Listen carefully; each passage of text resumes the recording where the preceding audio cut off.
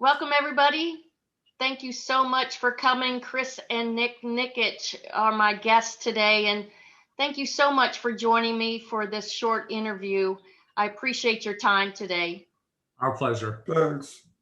Well, I am so excited because when I saw your story I think it was probably last November, October, November, it was just unbelievable to see what you've accomplished. And I was so excited to be able to reach out to you and thought, my gosh, when we think about the HR Disruptor Summit keynote speaker, we could have not picked a better person than you, my friend, because when we think about disrupting the world and disrupting what we think about ourselves and others, I think that you pretty much are living that life. So what I wanted to ask, there are three questions I think that really are significant when it comes to looking at what you've accomplished. And I wanted to ask Chris, when you, in the video, you wrote, and it was on 9/11, you wrote Chris World Champ. And I wanted to ask, what inspired you to write that? Here is one person who is inspired. It's my dad. But really, what's the most inspiring thing was spoken out loud. All right. Tell him what made you write that on the board, will you? Why did you write down World Champ? Tell her why. Because I have a dream to have a house, to have a car, and marry spoken out loud. And that's why you wrote that? Yeah. Okay. I love it.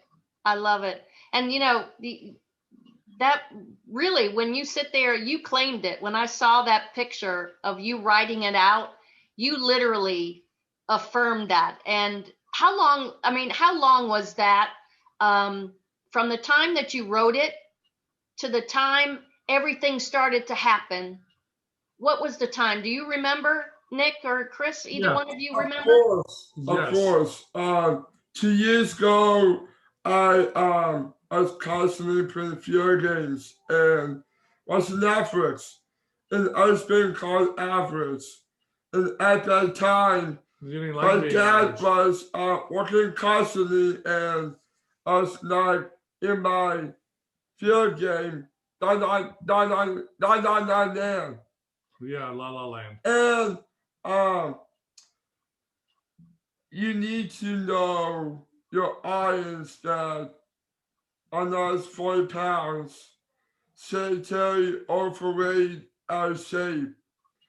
And I wanted to think, why did I play this video game?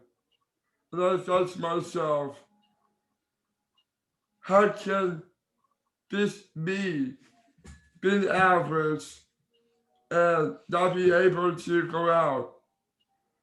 And you see how my dad was working and I skipped a video game. You know what I did? I ran 1 new mile. From there, I stressed, showered, and then I got dressed. My dad and I have fun. All right, so now let me tell her. Nice movie. Now, can I answer her question? He takes my mom to on date. Hey, can I answer her question now? Her question was, how long did it take from the time you wrote down on the wall until things started to happen? So let me refresh your memory on that. Remember? Yes. Yeah, so he signed the wall actually October 11th, but he wrote 9/11. So it was actually a month later than what he wrote. And then between October 11th and the end of the year, we were thinking about it a lot. And we started to train a little bit harder, and we kept on the 1% motto. And it wasn't until December that he finally committed to, and we all committed to Ironman, which was 11 months later. So the entire thing from the time he signed the wall till the time he did Ironman was 13 months. But he committed to it. What year was that? So he committed to it over the next couple of months as we started talking about it, because Yep. the signing the wall was the trigger. Yep. The conversation started about how we could help him become a world champ. And then he committed to Ironman about November. And literally we had a year of training to go from a sprint triathlon to an Ironman and get him ready to do the impossible. Unbelievable. I mean, that, again, once you write something, is it not true? You have affirmed it. And then all of a sudden that snowball starts, that snowball of energy just starts to roll down the hill, right? It was the most amazing thing, because you're right. He wrote it into existence. He put it up on the wall, unprompted. Don't know what caused it, right? Don't know the genesis or the source of it, but he just claimed it. And he said he was going to be a world champ. And from that point on, a year later, over the next 12 months, he literally transformed his body and his mind, and he willed it into existence. I love it. That is phenomenal. When you saw him write it, and what did you think about that, Nick? I mean, what did it do for you? For me, it was almost instantaneous. I looked at that and I thought, huh. And the first thought in my mind was, why not? Why can't our boy do something to make him a world champ? Why not? That's really where it all started. And my response was simply, why not? And from that point on, my brain started to go into high gear, and I started thinking about what we were going to do and how we're going to help him do that. Because I knew that statement was God inspired. God gave him a vision that he was going to fulfill for some way. He was going to do something. And my job was to help figure out how to get him there and to really provide him the support he needed and the vehicle in order to have that vision come to reality. I love it. And that is so true. Inspired action. I think, that voice in our head that tells us we can't do something, right? And then it pretty much snowballs, right? Because what we think about comes about.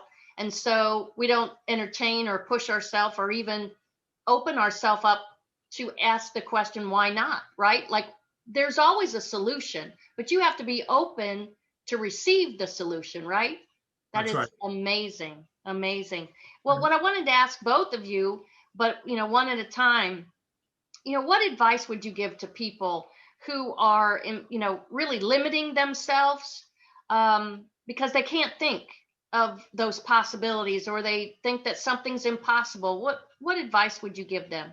So what advice would you give? So my advice is that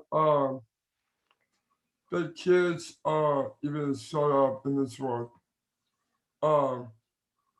They are in hospitals, and honey, what advice? What advice? My advice is that they need to realize that they need to work hard. They need to realize that we're here for them. And if it's up or down in the special needs, they need to realize that God's for them. And what should they do? And they should commit 1%. Commit to 1%? Anything else? Any other advice?